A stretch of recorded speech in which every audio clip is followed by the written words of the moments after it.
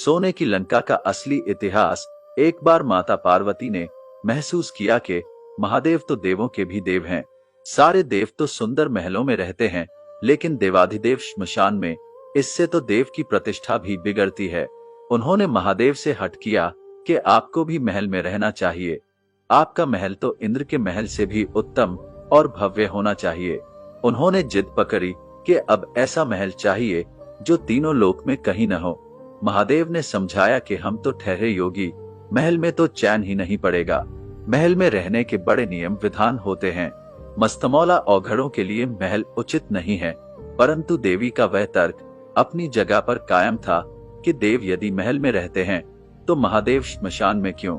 और बर्फ की चट्टानों पर अंत में महादेव को झुकना पड़ा।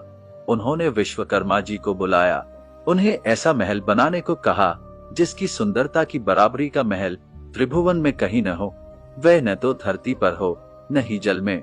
विश्वकर्मा जी जगह की खोज करने लगे। उन्हें एक ऐसी जगह दिखी जो चारों ओर से पानी से ढकी हुई थी। बीच में 3 सुंदर पहाड़ दिख रहे थे। उस पहाड़ पर तरह तरह के फूल और वनस्पति थे। ये लंका थी। विश्वकर्मा जी ने माता पार्वती को उसके बारे में बताया तो माता प्रसन्न हो गईं और एक विशाल नगर के ही निर्माण का आदेश दे दिया। विश्वकर्मा जी ने अपनी कला का परिचय देते वहां सोने की अद्भुत नगरी ही बना दी। माता ने गृह प्रवेश को मुहूर्त निकलवाया। विश्रवा ऋषि को आचार्य नियुक्त किया गया। सभी देवताओं और ऋषियों को निमंत्रण मिला। जिसने भी महल देखा वह उसकी प्रशंसा करते नहीं थका। गृह प्रवेश के बाद महादेव ने आचार्य से दक्षिणा मांगने को कहा। महादेव की माया से विश्रवा का मन उस नगरी पर ललचा गया था, इसलिए उन्होंने महादेव से दक्षिणा के रूप में लंका ही मांग लिया। महादेव ने विश्रवा को लंकापुरी दान कर दी। पार्वती जी को विश्रवा की इस धृष्टता पर बड़ा क्रोध आया। उन्होंने क्रोध में आकर शाप दे दिया कि तूने महादेव की सरलता का लाभ उठाकर मेरे प्रिय महल को हड़प लिया है। मेरे मन में क्रोध की अग्नि धधक रही है। महादेव का ही अंश एक दिन उस महल को जलाकर नष्ट कर देगा और उसके साथ ही तुम्हारे कुल का विनाश आरंभ हो जाएगा। कथा श्रुति के अनुसार विश्रवा से वह पुरी पुत्र कुबेर को मिली। कुबेर रावण का सौतेला भाई था। कुबेर धनपति था। कुबेर ने लंका पर राज कर उसका विस्तार किया था।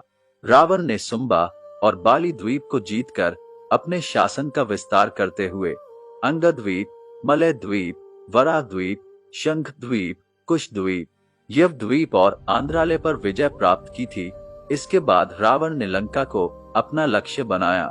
लंका पर कुबेर का राज्य था, परंतु पिता ने लंका के लिए रावण को दिलासा दी तथा कुबेर को कैलाश पर्वत के आसपास के त्रिवेष्टक तिब्बत क्षेत्र में रहने के लिए कह दिया। इसी तारतम्य में रावण ने कुबेर का पुष्पक विमान भी छीन लिया। रावण की माता कैकसी सुमाली की पुत्री थी। अपने नाना के उकसाने पर रावण ने अपनी सौतेली माता इलविल्ला के पुत्र कुबेर से युद्ध ठानी और कुबेर से लंका को हड़प कर उस पर अपना शासन कायम किया। शाप के कारण शिव के अवतार हनुमान जी ने लंका जलाई और विश्रवा के पुत्र रावण, कुंभकर्ण और कुल का विनाश हुआ। श्री राम की शरण में होने से विभीषण बच गए। आज के युग के अनुसार रावण का राज्य विस्तार इंडोनेशिया, मलेशिया, बर्मा, दक्षिण भारत के कुछ राज्य और संपूर्ण श्रीलंका पर रावण का राज था। श्रीलंका की श्री रामायण रिसर्च कमेटी के अनुसार रामायण काल से जुड़ी लंका वास्तव में श्रीलंका ही है। कमेटी के अनुसार श्रीलंका में रामायण काल से जुड़ी 50 जगहों पर रिसर्च की गई है और इसकी ऐतिहासिकता सिद्ध की है।